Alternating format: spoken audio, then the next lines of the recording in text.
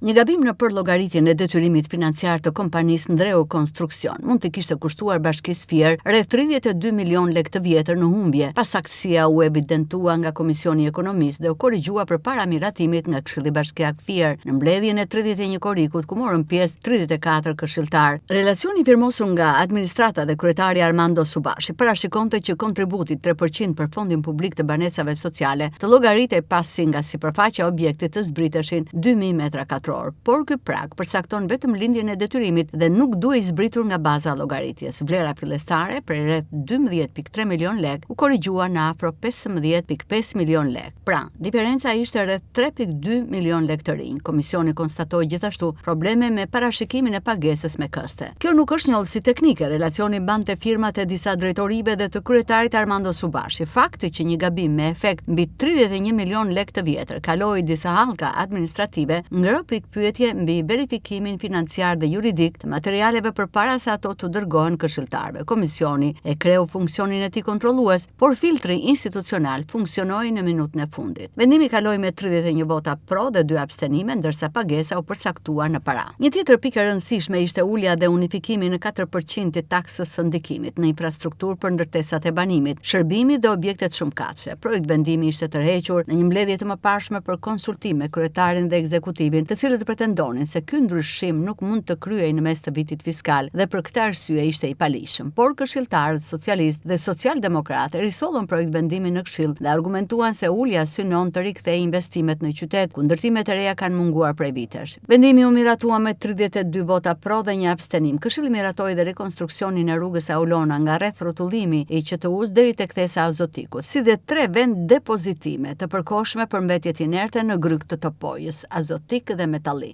Për këtë të fundit u kërkua korrigjimi pas saktësive në dokumentacionin mjedisor. U miratuan gjithashtu shpronësimet për vijimin e unazës së Çakranit, tabanët buxhetor 2027-2029, një shtesë prej rreth 6.5 milion lekësh në buxhet, ku përfshihet financimi për mbrojtjen nga zjarri, kriteret për ndihmën e menjëhershme financiare dhe pranimi i një qytetare në shtëpinë e të moshuarve. Pika për shfrytëzimin e lulishtes në lagjen Apolonia te Shatrvani në qendër të Fierit u troq pasi këshilltarët kërkuan kushte më të qarta dhe kontroll më të fortë mbi pronën publike.